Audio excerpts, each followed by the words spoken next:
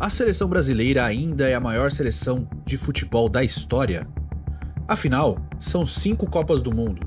O Brasil é o maior vencedor de todos os tempos. São 7 finais e 4 vezes semifinalista. Apenas a Alemanha chegou mais. São 8 finais e 5 semifinais. Porém, de uns anos pra cá, parece que o Brasil vem perdendo a sua grandeza.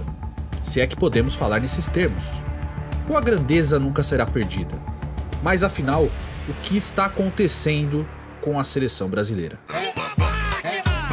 Para assinar uma obra de arte na Vila Belmiro. Esse Romero. Vivemos um momento conturbado na seleção. Um dos mais conturbados de sua rica história, com toda certeza. Claro que nada supera aquele momento após o 7-1 na Copa do Mundo de 2014. Mas, hoje em dia, vivemos um período forte de crise de identidade, falta de perspectiva e descrédito com relação à seleção. Mas a crise que engloba o campo e bola do Brasil não é somente nesse setor. E sim, desde o topo da pirâmide, a CBF, passando por todos os outros setores, como as federações, clubes, formação de jogadores, treinadores, jogadores atuais e, não menos importante, a identificação. Mas antes precisamos reconhecer que o torcedor brasileiro em geral é chato. E quando eu digo chato, me refiro ao nível de cobrança e exigência quando o assunto é seleção brasileira. O torcedor quer ver um futebol bonito, jogando pro ataque e dominante em relação às outras seleções de futebol. Independente do tamanho, o Brasil tem que jogar pra cima e vencer qualquer jogo. Mas sabemos que o futebol não é assim, claro. Existem vários fatores para isso acontecer. Porém, o ponto-chave desse assunto é que é muito difícil essa dominância do Brasil se estabelecer em qualquer jogo. Vivemos momentos assim com o trabalho de Tite como técnico do Brasil, mas sem desafios considerados de primeiro escalão, como a falta de confrontos contra seleções mais fortes, como Espanha, Itália, Alemanha, Holanda, Inglaterra e etc. Essa última, por exemplo, o Brasil de Tite enfrentou apenas uma vez num amistoso que acabou em 1-1. Ao longo de 6 anos, as críticas com relação ao trabalho do técnico Tite foram concentradas na falta de desafios como esse, justamente para preparar o Brasil para momentos em que isso aconteceria em uma Copa do Mundo. E claro, sabemos que a seleção brasileira foi eliminada por Bélgica em 2018 e Croácia em 2022, ambas nas quartas de final. O que acabou colocando todo o desenvolvimento do trabalho do atual técnico do Flamengo em xeque. Cobranças justas foram feitas, obviamente, com relação à imposição técnica e física. Uma falta de malandragem, entre aspas, por parte dos jogadores do Brasil também foi levantada. Mas, após a saída de Tite, a CBF, comandada por Edinaldo Rodrigues, prometeu um novo treinador do primeiro escalão do futebol europeu para comandar o Brasil dali em diante. E o nome de Carlo Ancelotti, do Real Madrid, foi colocado em pauta e bancado pelo presidente da CBF. Com isso, o Brasil perdeu muito tempo entre o anúncio de Tite, de sua saída ainda no começo de 2022, de que não continuaria no comando até sua saída após o Mundial. A CBF simplesmente achou que qualquer técnico aceitaria o cargo assim que fosse convidado. E Edinaldo resolveu bancar um sonho, sem ter um plano verdadeiro para esse projeto. No primeiro momento, fez com que o técnico fosse Ramon Menezes, que já fazia um péssimo trabalho, tanto na seleção sub-20 quanto na seleção sub-23, a seleção olímpica. Ramon, que nesse caso não teve culpa, viu um Brasil sucumbir de goleada para Senegal num vexame 4-2. Após isso, Edinaldo acertou com Fernando Diniz, técnico do Fluminense, como interino no cargo, enquanto o treinador mantinha seu trabalho no clube brasileiro, onde acabou conquistando a Copa Libertadores ao final de 2023, mas viu seu trabalho na seleção brasileira sucumbir em apenas 6 partidas. Após perder Neymar machucado, o Brasil não venceu mais nenhuma partida nas eliminatórias, e está na 6ª posição neste momento. Carlo Ancelotti, que nunca havia prometido ser técnico do Brasil a Edinaldo Rodrigues, acabou renovando seu contrato com o Real Madrid e deixou o presidente da CBF, que passava por um conturbado problema no cargo, voltando à presidência da entidade apenas por meio de medida judicial, a ver navios. Edinaldo então demitiu Diniz e, desesperado, foi atrás de Dorival Júnior, treinador do São Paulo, para assumir o cargo como técnico. Dorival começou bem, já com amistosos muito difíceis, aqueles que cobrávamos que acontecesse com o Brasil de Tite. Enfrentou a Inglaterra com uma vitória e empatou com a Espanha num jogo em que o Brasil foi muito prejudicado pela arbitragem. Mas, na Copa América, primeiro torneio de Dorival à frente da seleção, o Brasil decepcionou a todos com um péssimo desempenho na competição e em alguns momentos foram marcados negativamente com a imprensa e com o torcedor. A discussão do capitão Danilo com o torcedor após um péssimo desempenho no empate com a Costa Rica em 0-0, a briga de Vinícius Júnior com o Thiago Leifert após receber críticas justas com relação ao seu desempenho em campo e, claro, as falas do atacante Endrick após a eliminação para o Uruguai, dizendo que os jogadores poderiam estar de férias naquele momento, mas escolheram se sacrificar pela seleção brasileira. E claro, e não menos importante fato, o técnico Dorival Júnior viralizar após aparecer sendo ignorado pelos jogadores durante a disputa de pênaltis do jogo contra o Uruguai. Tudo isso contribuiu para se instaurar a maior crise desde 2014. Falta tudo na visão do torcedor, mas esse, no meu ponto de vista, é o menor dos problemas. Precisamos falar sobre a relação da imprensa com a seleção também. A imprensa brasileira adora exaltar todos os esportes em que brasileiros estão na disputa, encaram o momento e efetivamente torcem pelo sucesso do Brasil. Porém, quando o assunto é o futebol masculino, parece que isso é um problema, até certo ponto proibido e tratado como errado. É comum ver na imprensa profissionais usando a camisa da Argentina, maior rival do Brasil, exaltando os feitos do futebol argentino e que, diga-se de passagem, é tão ou mais problemático que o futebol brasileiro. Esses mesmos profissionais parecem não torcer pelo sucesso do Brasil no futebol. Fica uma sensação de torcer mais para estarem certo nas críticas do que acabarem errando mais para o sucesso do futebol brasileiro a nível de seleções. É no mínimo estranha essa postura.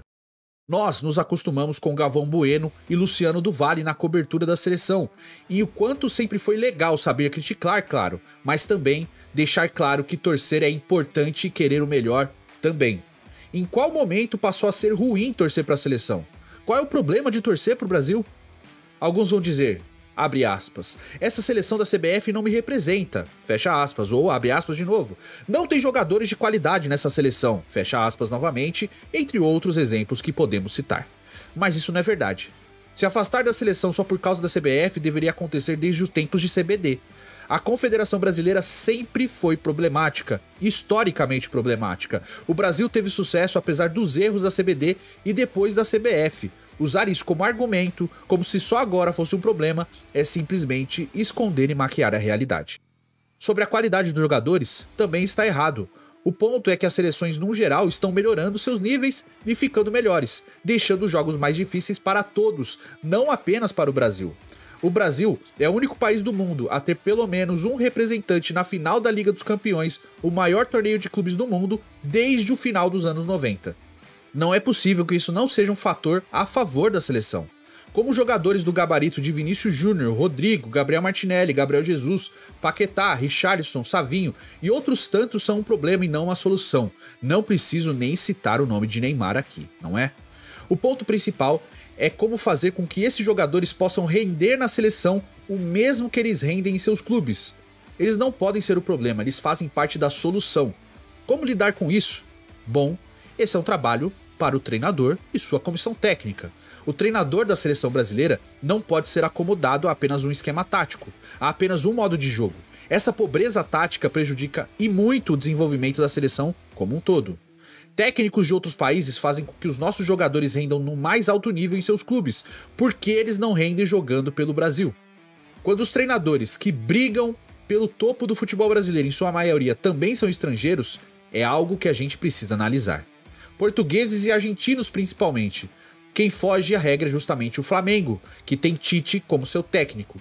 Dos 10 primeiros colocados do Campeonato Brasileiro atualmente, apenas Flamengo, Cruzeiro, Bahia e Vasco têm técnicos brasileiros no comando. Botafogo, Fortaleza, Palmeiras, São Paulo, Atlético Mineiro e Atlético Paranaense têm treinadores estrangeiros no comando. Dos 20 clubes da Série A, em 9 os técnicos são estrangeiros. É algo a se pensar, não é mesmo? Por que técnico brasileiro ficou para trás? Por que perderam mercado para os técnicos estrangeiros aqui dentro do Brasil? Juan Pablo Vojvoda, argentino, no Fortaleza, e Abel Ferreira, português, no Palmeiras, são os treinadores com os trabalhos mais longevos no futebol brasileiro. Ambos com mais de 3 anos à frente de seus clubes. O futebol brasileiro, no modo geral, visando lucrar com a venda de jogadores, parou de olhar para si e formar jogadores para os seus clubes, e sim para ter as melhores vendas para o futebol internacional. O que os clubes europeus mais compram? Pontas, ou como gostam de dizer por aí, extremos. Extremos com o pé invertido, ou seja, ponta esquerda que chuta com o pé direito e ponta direita que chuta com o pé esquerdo. O popular, cortar para dentro. Então, aqui a preocupação de formar atletas das mais diversas posições acabou ficando para segundo plano. A Europa compra poucos laterais? Vamos produzir menos laterais. A Europa compra menos meio-campistas camisa 10? Então vamos tirar o foco dessa posição. A Europa não está comprando tantos centroavantes? Ok, sem problema. A Europa prefere comprar pontas, volantes e zagueiros? Ok, vamos produzir jogadores focando na venda para a Europa. Instintivamente, visando a venda e sem se preocupar com a formação em si, o Brasil abriu mão de sua própria história para importar jogadores que a Europa gosta. Então, viu-se a partir daí uma explosão de zagueiros, volantes e pontas para a seleção brasileira. Pode reparar, abre as possibilidades de jogadores que podem ser convocados para a seleção e veremos a escassez de laterais, meias ofensivos e centroavantes. Sobram zagueiros, volantes e principalmente pontas.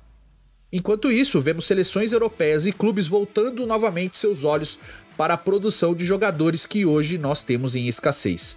Quer um exemplo disso? A Alemanha, com Jamal Musiala e Florian Wirtz, 2 camisa 10. Fazem outras funções? Claro, mas a principal função deles é a de camisa 10. O Brasil, visando a venda para a Europa, abriu mão da principal posição que coroou o futebol brasileiro mundo afora. Hoje, Pelé seria um ponta esquerda tentando se encaixar no sistema.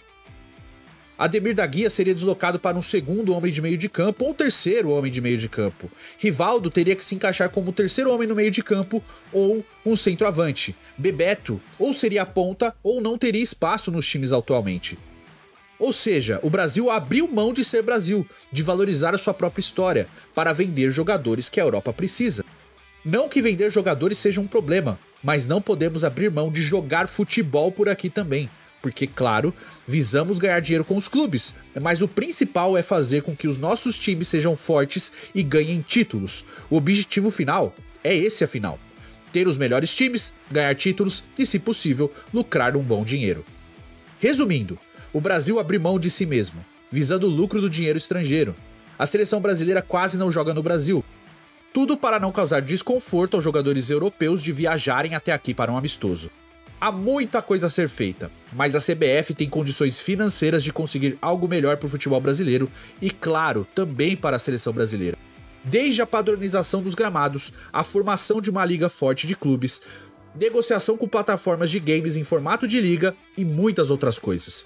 Enquanto a entidade máxima do futebol brasileiro tratar tudo o que nos envolve como supérfluo ou pequeno, quem vai nos valorizar? A CBF trata o futebol brasileiro com desdém, afasta o torcedor da seleção, cria intriga sempre que tem oportunidade. Então a seleção acaba apenas sendo reflexo de tudo que a entidade faz com o nosso futebol. Enquanto não abrirem os olhos, apenas um milagre fará com que voltemos aos dias de glória. Até lá, a chance dessa crise continuar e até aumentar é mais provável de todo.